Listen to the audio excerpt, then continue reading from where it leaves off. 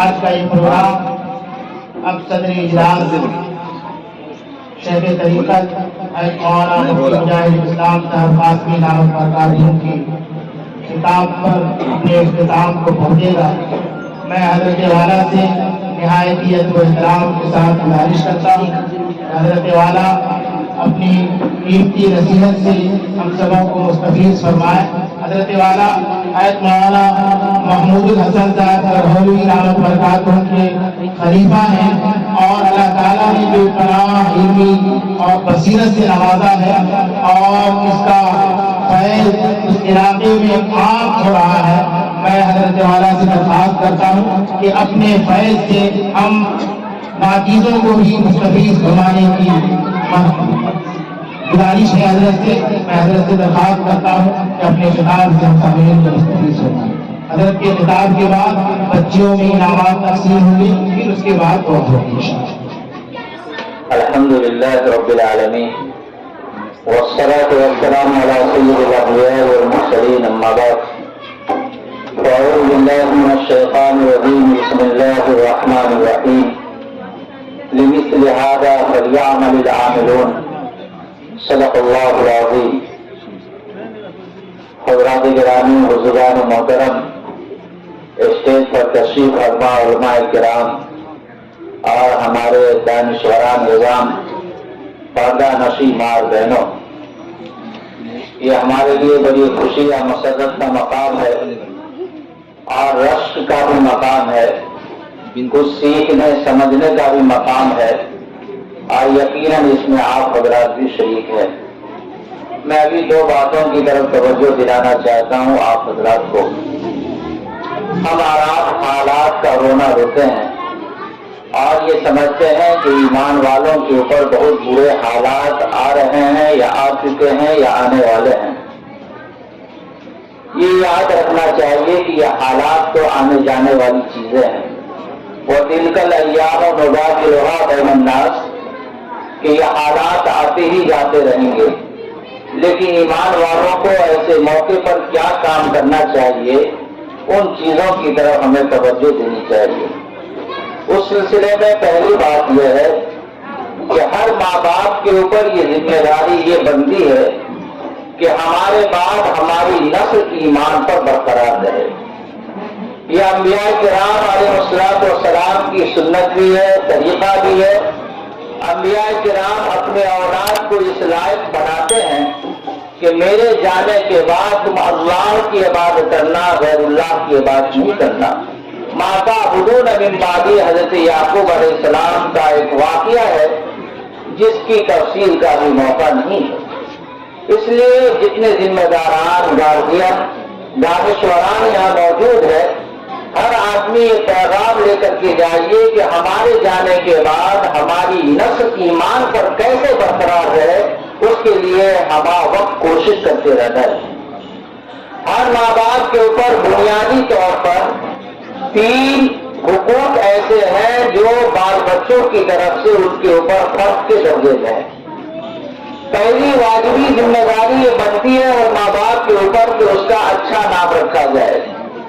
ابھی نام پکارا جا رہا تھا، ہماری بال بچیوں کا نام جیسے کہ سونی ہے، ریشما ہے، یہ جانتے ہیں کہ یہ ماں باپ یہ سمجھتے ہیں کہ یہ اولڈ ماڈل نام میں ہماری بھلائی نہیں ہے بلکہ نیو ماڈل نام ہونا چاہیے۔ حالانکہ ان علماء سے، ان ائمہ سے مل کر کے اپنے بچوں اور اپنی بچیوں کا اچھا نام رکھنا چاہیے۔ اچھا نام کا اثر آدمی کی ذات پر، کردار پر اور اس کی زندگی پر پڑا کرتا ہے۔ اس لیے سب سے پہلی ذمہ داری ماں باپ کے اوپر یہ ہے کہ اپنے علماء، اپنے بزرگوں سے اور اپنے ائمہ سے مل کر کے اپنے بچوں اور اپنی بچیوں کا اچھا نام رکھا جائے، بامانہ نام رکھا جائے، تاکہ اس نام کا اثر اس کی زندگی پر پڑے۔ دوسری ذمہ داری ماں باپ کے اوپر یہ بنتی ہے کہ اس کی اچھی تعلیم و تربیت کا انتظام کیا جائے، جس کے بارے میں میں نے شروع میں یہ کہا کہ ہمارے جانے کے بعد ہماری نسل، ہماری اولاد کس ڈگر پر چڑھے گی، ایمان پر برقرار رہے گی یا نہیں رہے گی، ایمان کے ساتھ ساتھ اپنے اعمال کی طرف توجہ دے گی یا نہیں دے گی، وہ ہر گارجین، ہر ماں باپ کی ذمہ داری ہے۔ صرف یہی ذمہ داری نہیں ہے کہ عید کے موقع پر اچھے کپڑے پہنا دیا جائے، کھانا اچھا کھلا دیا جائے، اچھا کپڑا پہنا دیا جائے، صرف یہی ذمہ داری نہیں ہے، بلکہ والدین کی طرف سے اولاد کو اگر سب سے حسین تحفہ اگر کوئی چیز ہے تو وہ اچھی تعلیم و تربیت ہے۔ اس لیے دوسری ذمہ داری ماں باپ کے اوپر، گارجین کے اوپر یہ ہے کہ اس کی اچھی تعلیم و تربیت کا انتظام کیا جائے۔ ہماری شریعت اتنا آسان ہے کہ کسی تعلیم کے بارے میں ہماری شریعت منع نہیں کرتی ہے۔ ڈاکٹر بھی بنائیے، انجینئر بھی بنائیے، پروفیسر بھی بنائیے، اللہ تعالیٰ جیسا موقع دے وہ تعلیم اعلیٰ سے اعلیٰ تعلیم دلائیے، شریعت منع نہیں کرتی ہے، لیکن سب کچھ ہونے کے باوجود وہ ایمان پر برقرار رہے، یہ فرض ہے۔ ہم ڈاکٹر بنائے لیکن پہلے مومن ہو، مسلمان ہو، اور تب اس کے بعد ڈاکٹر ہو۔ انجینئر ہے، پہلے ایمان پر برقرار ہو تب انجینئر ہو۔ تو یہ اصل وقت کی اہم ضرورت ہے۔ اور یہ ایمان کیسے برقرار رہے گا؟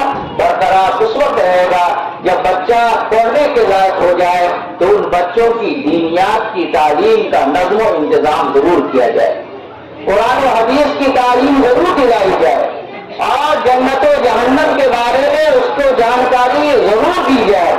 انہیں یہ بتلایا جائے کہ ایمان ایک نہ ایک دن آدمی کو جنت میں لے جائے گا، بے ایمانی آدمی کو جہنم میں لے جانے والی چیز ہے۔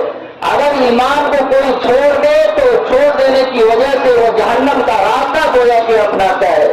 اس لیے اعمال کے اندر اگر کمی بیشی ہوئی تو اعمال کی کمی بیشی پر اللہ تعالیٰ سزا دینے کے بعد ایک نہ ایک دن جنت میں بھیجیں گے ہی، لیکن اگر ایمان میں ملاوٹ ہو گئی تو نہ ادھر کے رہے نہ ادھر کے رہے۔ اس لیے بھائیوں، بزرگوں اور دوستوں اور ماں بہنوں، دوسری ذمہ داری ہر ماں باپ کے اوپر یہ ہے کہ اچھی تعلیم و تربیت کا انتظام کیا جائے۔ تیسری ذمہ داری یہ بنتی ہے کہ جب بچے اور بچیاں بالغ اور بالغہ ہو جائے، مناسب رشتہ مل جائے تو ایسے موقع پر اس کے لیے بلا تاخیر نکاح کرا دیا جائے، شادی کرا دی جائے۔ ورنہ اگر کسی بچے اور بچیوں کا نکاح اگر وقت پر نہ ہو اور اس سے کوئی گناہ ہوتا ہے تو اس گناہ کا وبال ان کے والدین کے اوپر بھی پڑا کرتا ہے۔ اس لیے تین ذمہ داریاں ایسی ہیں جو فرض اور واجب کے درجے میں ہے۔ قابل مبارکباد ہیں وہ والدین، وہ گارجین جو اپنی اولاد کے حقوق کو ان کے بچپن میں اچھی طرح ادا کرتے ہیں، اور جو اپنے بچوں کے حقوق کی ادائیگی کریں گے انشاءاللہ ان کی اولاد فرما بردار ہو کر کے زندگی گزارے گی، نافرمانی وہ نہیں کرے گی۔ اس لیے کہ یہ ہو ہی نہیں سکتا کہ جو ماں باپ اپنی اولاد کا حق ادا کرے اور اس کی اولاد بگڑ جائے، رائے راست سے بھٹک جائے یا اپنے ماں باپ کا نافرمان ہو جائے، ایسا نہیں ہو سکتا۔ اس لیے یہ تین ذمہ داری اپنے دامن دل میں اسے جگہ دیجیے جو وجوب کے درجے میں ہے، فرض کے درجے میں ہے۔ خود بھوکے رہیے، خود جو ہے اچھا کھانا نہ کھائیے، لیکن اپنے بال بچوں کو جاہل نہ رہنے دیجیے، اس لیے کہ جہالت سے بڑھ کر کے کوئی لعنت کی کوئی چیز دنیا میں ہے ہی نہیں۔ اس لیے اپنے بچوں اور اپنی بچیوں کو پڑھانے، اس کی اچھی تعلیم و تربیت کی فکر کیجیے۔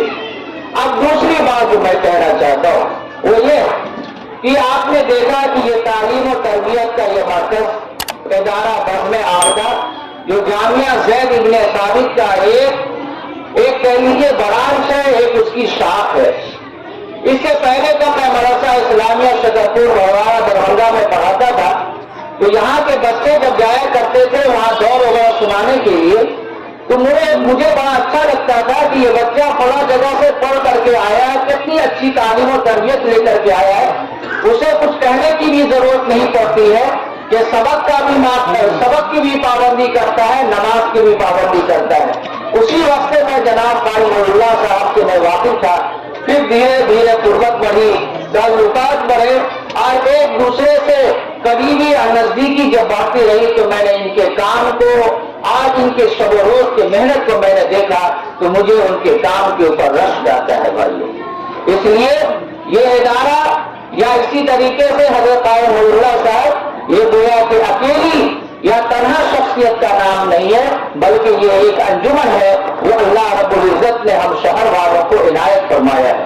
یہ ایک نعمت عظمیٰ ہے، جس نعمت عظمیٰ کی قدر ہونی چاہیے۔ ہمیں ان کے سامنے میں نہیں، بلکہ میں ان کے غائبانے میں کئی جگہ میں نے بتلایا کہ اپنے شہر میں، اپنے سہرسہ بستی کے اندر اللہ رب العزت نے ان کو کام کے لیے، اپنے علمی دینی کام کے لیے اللہ نے قبول و منظور فرما دیا۔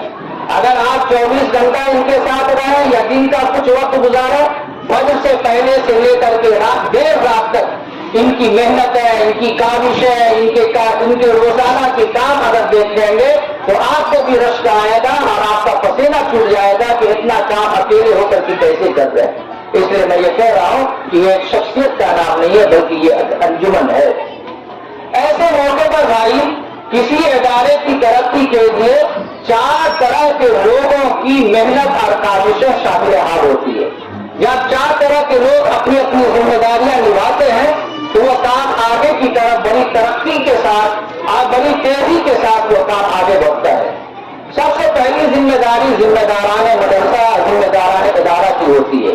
اگر کسی کمپنی، کسی مدرسہ یا کسی ادارہ یا کسی کمپنی کا مالک اگر انتہائی بیدار مغز ہو اور ہر وقت چاق و چوبند ہو اور وہ ہر اپنے ماتحتوں کے اوپر جو پوری نظر رکھتا ہو کہ وہ ادارہ، وہ بس انتہائی کامیابی کے ساتھ آگے بڑھتا ہے۔ اپنے ماتحتوں کا پورا خیال، اساتذہ، طلبہ، طالبات کے اوپر پوری نگرانی اور اسی طریقے سے گارجین حضرات سے ہمیشہ تعلق برقرار رکھنا، یہ ہر ذمہ دار کی ذمہ داری ہے۔ اگر کوئی اس کو ادا کرتے ہیں تو وہ ادارہ بہت آگے کی طرف جلدی سے ترقی کر جاتا ہے۔ دوسری ذمہ داری اساتذہ کرام کی ہوتی ہے۔ اساتذہ کرام گویا کی ریڑھ کی ہڈی کی حیثیت سے رکھتے ہیں۔ اگر اساتذہ کرام خوش ہوتے ہیں تو وہ ادارہ بہت جلد تعلیمی، تربیتی اعتبار سے بہت آگے کی طرف قدم بڑھاتا ہے۔ لیکن اگر اساتذہ بار بار آنے جانے والے اساتذہ ہوتے ہیں تو اس ادارے کے اندر تعلیمی ترقی نہیں ہو پاتی ہے۔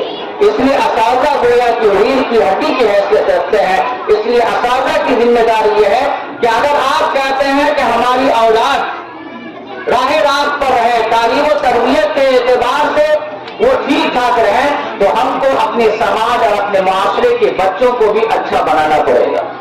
جو آدمی، جو استاد اپنی نگاہ میں دوسرے کے بچوں کو بھی ویسا ہی بچہ سمجھتا ہو جیسے اپنا بچہ، تب ایسی صورت میں ان کا بچہ بھی کامیاب ہوگا اور قوم کا بچہ بھی کامیاب ہوگا۔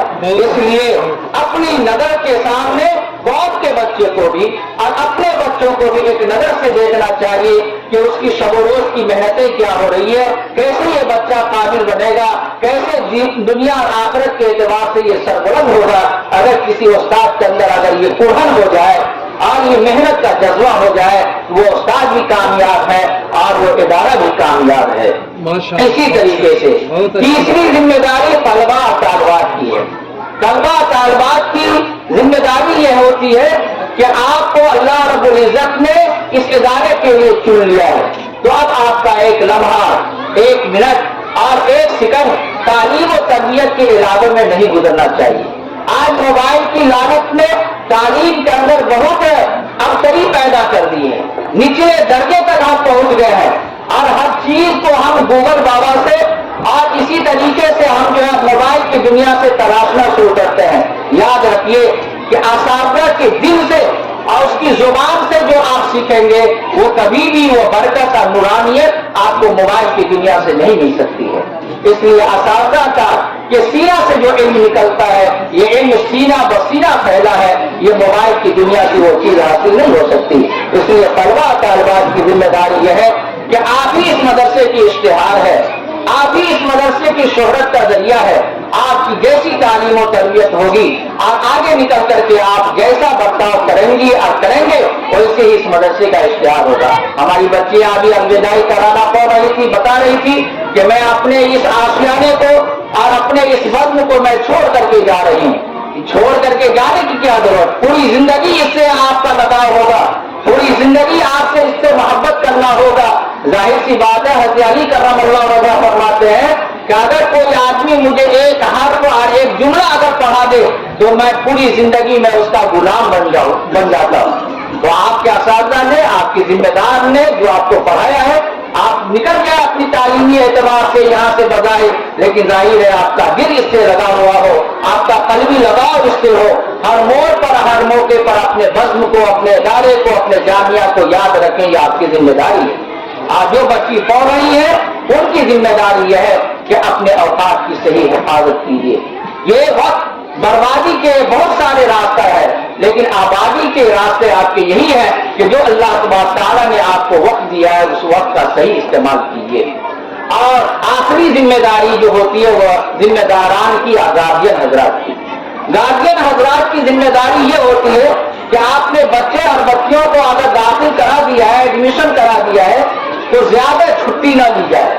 زیادہ چھٹی ہونے پر اس کا مزاج بدلتا ہے، اور ہم لوگوں کو اس پر تجربہ یہ ہے کہ اگر کوئی بچہ ایک دن کے لیے اگر چھٹی لے کر کے چلا جاتا ہے تو وہ ایک دن کا اثر ایک ہفتہ پر ہوتا ہے، اور بچے کے اندر جو تعلیمی لیاقت ہونی چاہیے تھی وہ نہیں ہو پاتی ہے، اور ناغہ کرنے کی وجہ سے برکت ختم ہو جاتی ہے۔ اس لیے سب سے پہلی ذمہ داری گارجین کی یہ ہے کہ اپنا کام خود کریں، اپنے بچوں کو زیادہ چھٹی نہ دلائیں۔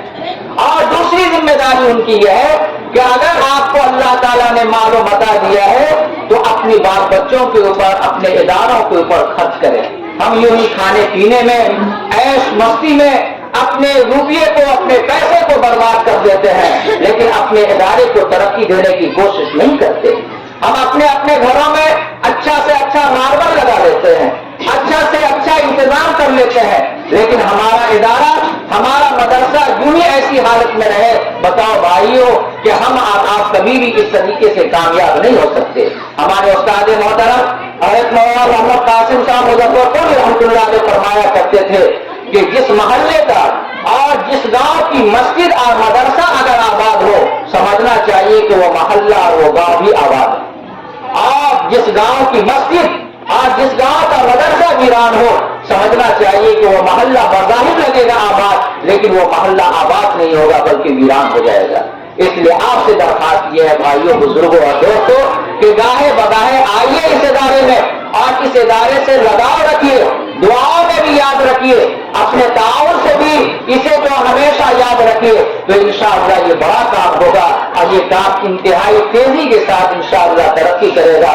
بھائیوں، آخری درخواست یہ ہے کہ ہر آدمی اپنے اپنے حصے کے بقدر چراغ جلائے۔ انہوں نے چراغ جلایا ہے، حضرت قاری صاحب نے، ان کے اساتذہ چراغ جلا رہے ہیں، پڑھنے پڑھانے کا کام کر رہے ہیں، ہم لوگوں کا بھی تو کوئی نہ کوئی حصہ ہونا چاہیے۔ اگر اللہ نے ہمیں دولت دی ہے تو اس دولت سے اپنے حصے کے چراغ کو جلائیے، اس کی ہر ضرورت کو پوری کرنے کی کوشش کیجیے۔ اور بڑے بڑے شہروں میں آپ نے دیکھا ہوگا کہ تعلیم بالغہ کا بھی معقول انتظام ہے، جس کی طرف ہمارے مفتی زاہد صاحب نے اشارہ بھی کیا کہ شہروں کے اندر یہ معہد الشباب بھی قائم ہے، بڑے بڑے مرد اور بڑی بڑی عورتیں عمر کی جو پڑھا کرتے ہیں یا پڑھا کرتی ہے۔ اس لیے اگر ہم کو اور آپ کو اگر قرآن ہمارا دوست نہیں ہے تو وقت نکال کر کے آئیے، اپنے امام صاحب سے ملیے، مدرسے کے لوگوں سے ملیے، اور آ کر کے دینی تعلیم اور قرآن کی تعلیم حاصل کرنے کے لیے کوشش کیجیے۔ اس کی وجہ یہ ہے کہ آقا و مولا صلی اللہ علیہ وسلم کو بھی قرآن کی تعلیم کب دی گئی؟ 40 سال کی عمر میں۔ 40 سال جب ہو گئی تب آپ کے اوپر جو پہلی وحی آئی، تو ہم کو اور آپ کو بھی بڑی عمر ہو جانے کی وجہ سے شرمانا نہیں چاہیے، یہ شرمانے کی چیز نہیں ہے۔ اس لیے بڑے بڑے شہروں میں دیکھیے گا کہ ڈاکٹر بھی آ رہے ہیں پڑھنے کے لیے، انجینئر بھی آ رہے ہیں پڑھنے کے لیے، بڑی عمر کے مرد اور عورت بھی آ رہے ہیں پڑھنے کے لیے۔ اس لیے آخری پیغام ہماری طرف سے یہ ہے کہ جن کا قرآن درست نہیں ہے ان حضرات سے یہ درخواست ہے کہ ان اداروں میں آ کر کے اپنے اپنے قرآن کو درست کیجیے اور حالات کا مطالعہ کیجیے، اور ان حالات سے ہم کو یہ سبق لینا ہے کہ ہم کو اللہ کو راضی کرنا ہے، اللہ کو خوش کرنا ہے۔ دنیا والے ناراض تو ہیں ہی، ہونے دیجیے، اگر اللہ اگر راضی ہو گئے تو انشاءاللہ ہم کامیاب ہوں گے، ورنہ اگر اللہ بھی ناراض ہو جائے اور دنیا والے تو ہم سے جلتے ہی ہیں اور پریشان کرنے کے لیے ٹھانتے ہی ہے، تو دنیا والے اگر ناراض رہے تو رہنے دیجیے، لیکن اللہ کو راضی کرنے کی کوشش کیجیے۔ اپنے یہ رمضان کا مبارک مہینہ آ رہا ہے، اس مہینے میں اللہ کو راضی کرنے کی کوشش کیجیے، روزے کا اہتمام، تراویح کا اہتمام، نماز کا اہتمام، قرآن کی تلاوت کا اہتمام، لا الہ الا اللہ محمد رسول اللہ کم سے کم 100 مرتبہ استغفار کا اہتمام اور درود شریف پڑھنے کا اہتمام کیجیے، انشاءاللہ اللہ راضی ہوں گے۔ ہم جب اللہ کو راضی کر لیں گے تو اللہ کی یہ تمام کی تمام مخلوق بھی ہم سے راضی ہو جائے گی۔ حضرت عائشہ رضی اللہ تعالیٰ عنہ فرماتی ہے کہ اگر پوری دنیا راضی ہو اور اللہ اگر ناراض ہو جائے تو ہم کامیاب نہیں ہو سکتے، لیکن اللہ اگر راضی ہو اور پوری دنیا ناراض ہو تو اس کی دنیا بھی کامیاب ہوگی، اس کی آخرت بھی کامیاب ہوگی۔ اس لیے ہم سب مل کر کے اپنے اپنے حصے کے چراغ کو روشن کریں اور اپنے آپ کو دین کی خدمت کے لیے، امت اور ملت کے لیے بھائی کے لیے کام کرے تو انشاءاللہ ہماری دنیا کے اندر بھی اور آخرت کے اندر بھی سربلندی نصیب ہوگی۔ اللہ تبارک تعالیٰ سے دعا ہے ہم آخر میں اپنے تمام طالبات اور اپنے تمام طلبا جنہوں نے یہ مختصر مگر جامع پروگرام پیش کیا، دل کی گہرائی سے مبارکباد دیتے ہیں اور اپنے ذمہ دار اعلیٰ جناب حضرت نور اللہ صاحب، ان کے تمام اساتذہ کرام، ان کے تمام معاونین مخلصین جن کے تعاون سے یہ بڑا کام ہو رہا ہے، ان تمام کو دل کی گہرائی سے مبارکباد دیتے ہیں اور امید کرتے ہیں کہ انشاءاللہ اللہ تعالیٰ شاہ شان بدلہ عنایت فرمائے گا۔ آمین یا رب العالمین۔ ربنا تقبل منا انک انت السمیع العلیم۔ جزاک اللہ خیر الجزاء۔ اب یہ پروگرام اپنے اختتام کو پہنچا، میں صدر محترم سے گزارش کرتا ہوں کہ اپنے دست مبارک سے عزیزی حافظ محمد ابوذر کو انعام سے نوازیں۔